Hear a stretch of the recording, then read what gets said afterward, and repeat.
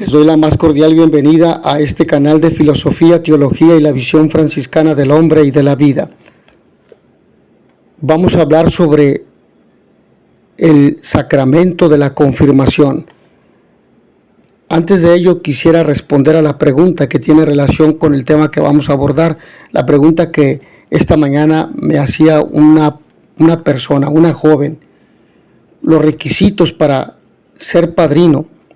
Bueno, pues a tenor del Código de Derecho Canónico en el Canon 874, en el parágrafo 1, son estos 7 elementos. Primero, tenga intención y capacidad de desempeñar esta función, es decir, que tenga madurez. Segundo, que tenga, dice el Código, 16 años cumplidos, aunque en México se necesitan 18 años de edad. Que haya recibido los sacramentos de iniciación cristiana, bautismo, primera comunión y confirmación. Cuarto, que sea católico, que no haya abandonado la Iglesia Católica, porque hay personas que han recibido los sacramentos de iniciación cristiana, pero se han ido a otras denominaciones religiosas. Entonces, que sea practicante, que sea católico, que practique su fe. Quinto, una vida congruente conforme con la fe y la misión que va a asumir. Sexto, no esté afectado o impedido por una pena canónica. Y séptimo, no puede ser el papá o la mamá. ¿Por qué? Porque entre el papá, los papás y los hijos existe un parentesco natural. En cambio, entre los padrinos será un parentesco espiritual por el sacramento que imprime carácter, que es el sacramento de la confirmación. Ahora bien, ¿qué es la confirmación? Viene etimológicamente de afirmar o consolidar, confirmatio, que quiere decir fortalecer, también del griego bebaiosis, que significa perfección, perfección de la fe cristiana, o fortalecimiento, fortalece en la fe, o teleiosis del griego, que quiere decir plenitud, complemento, consumación. También sfragis, que es sello, porque este sacramento es irreiterable porque imprime carácter, por lo tanto se administra una sola vez. Este sacramento no se pierde ni con la muerte, va más allá. Lo mismo que el bautismo y la ordenación sacerdotal son los 3 sacramentos que imprimen carácter y son para siempre, aún después de la muerte del cuerpo, es decir, para la eternidad. ¿Qué significa el carácter? Perfección del sacerdocio común de los fieles, recibido en el bautismo, y el confirmado recibe el poder de confesar la fe de Cristo públicamente y como en virtud de un encargo, quasi ex officio, como nos dice el Catecismo de la Iglesia Católica en el número 1305. Es una consagración irrevocable que no puede perderse, pero que implica además una semejanza con Jesús. Es un sello espiritual indeleble y permanente que configura con Cristo a aquel que lo recibe. Por ello solo se recibe una sola vez en la vida. El carácter modifica intrínsecamente el alma. Santo Tomás dice que modifica las potencias y dificultades del alma y en particular la facultad intelectiva, que de alguna manera queda modificada por él a semejanza de Jesús sumo sacerdote. Es una huella indeleble en el alma, cristiano para toda la eternidad, aunque se condene y esté en el infierno, sello de pertenencia para la eternidad, para toda la eternidad. Cristo anuncia la venida del Espíritu Santo. Por ejemplo, en Juan 14:16 nos dice que es el protector. En Juan 14:26 el intérprete. Juan 15:26 protector. Juan 16:13 Espíritu de verdad. Juan 20:22 reciban al Espíritu Santo. Es el paráclito, es el defensor, es el protector, es abogado. Procede del Padre y del Hijo, lo que decimos en el credo. Es el Espíritu del Hijo, Juan 19:30 y Juan 23:46. En Pentecostés, del cual nos habla Hechos de los Apóstoles en el capítulo 2, versículos 1 al 13, lo que Pentecostés fue para los apóstoles La confirmación es para los cristianos. La confirmación es nuestro Pentecostés personal, es efusión plena del Espíritu Santo y es el don que recibimos en la confirmación. El Espíritu Santo completa la obra de Jesucristo. Cristo instituye la confesión prometiéndola, porque promete al Espíritu Santo: es necesario que yo me vaya, porque si no me voy, el protector no vendrá a ustedes. Si me voy es para enviárselo, lo que nos dice en Juan capítulo 16, versículo 7.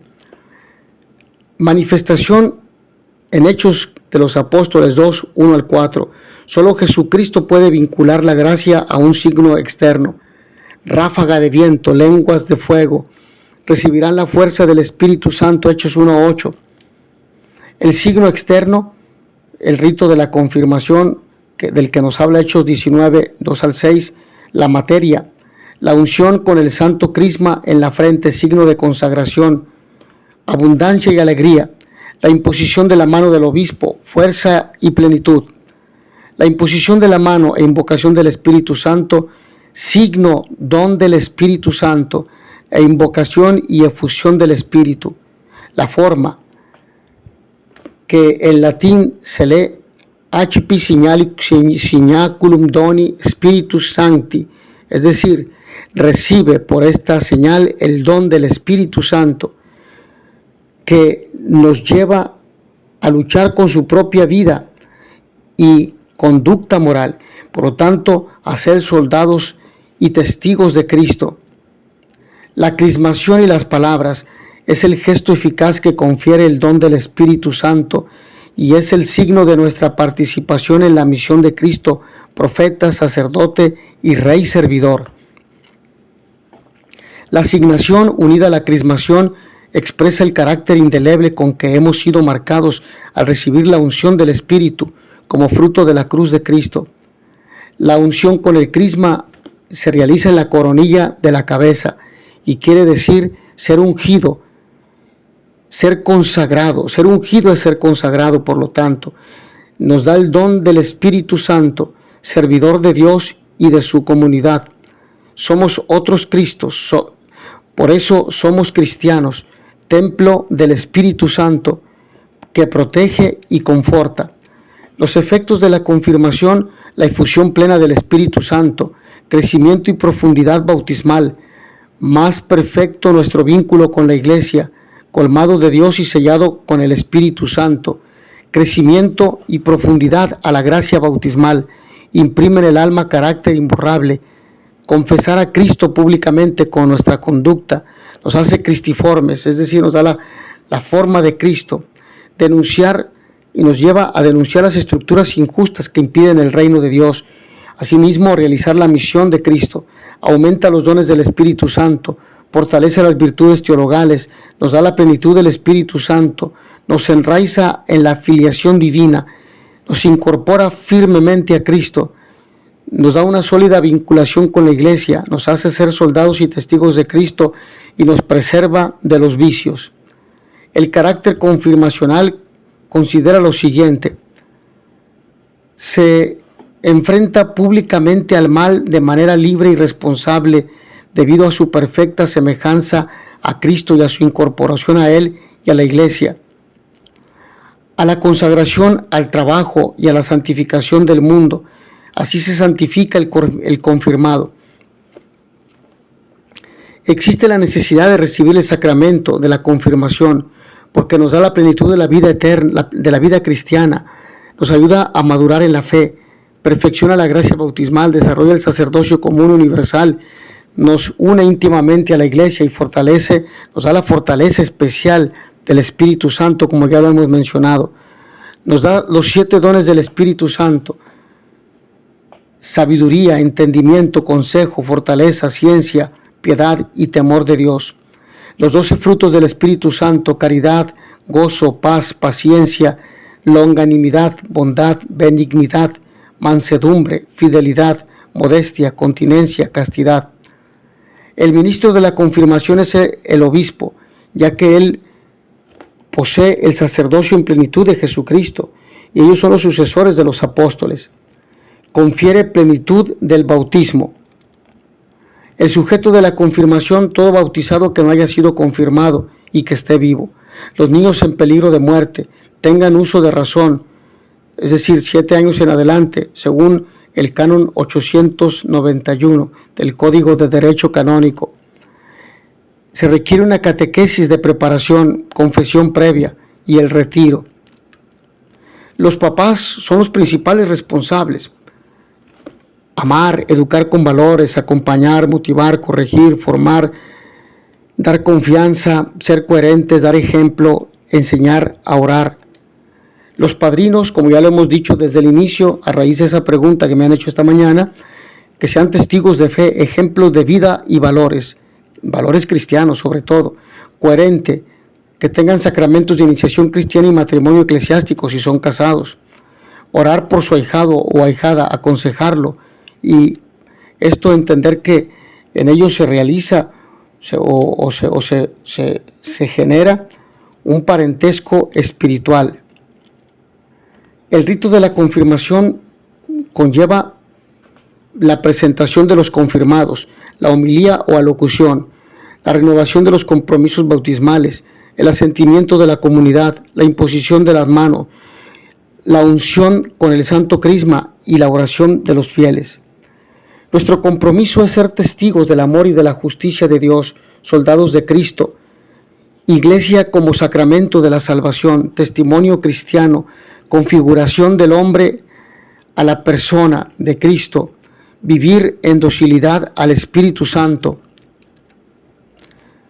Algunas preguntas que nosotros nos podríamos hacer para la reflexión: ¿qué debemos hacer para que los demás nos reconozcan como seguidores y testigos de Jesús?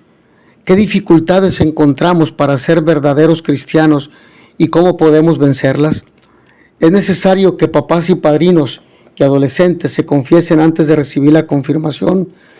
La confirmación son preguntas que dejamos para la reflexión. Es importante prepararse a la recepción de la gracia del Espíritu Santo con una oración intensa diaria. Y concluimos esta breve exposición sobre el sacramento de la confesión recordando la misión: salvar a los hombres. Lo que nos dice Lucas en el capítulo 4, versículos 18 al 19, versículo 21 e Isaías 61:1, cuando Jesús dice: el Espíritu de Dios está sobre mí, porque me ha ungido y me ha enviado a anunciar la buena nueva a los pobres, a proclamar la libertad a los cautivos, a dar vista a los ciegos, a dar libertad a los oprimidos y a proclamar el año de gracia del Señor. Hoy se cumplen estas palabras. Hoy que te confirmas, se cumplen estas palabras. Luchar contra el mal haciendo el bien. Ser testigos y soldados, discípulos de Jesucristo. Recordar los dones del Espíritu Santo, los 7 que hemos mencionado, y los 12 frutos, y sentirnos soldados de Cristo para luchar y con la gracia de Dios vencer todo mal que se oponga a la construcción del reino de Dios. Mis hermanos, hasta aquí en esta breve reflexión sobre la confirmación, que es un sacramento de iniciación cristiana. Agradezco a todos ustedes su amable atención. Nos vemos en la siguiente sesión. In notitia veritatis proficere, pax et bonum.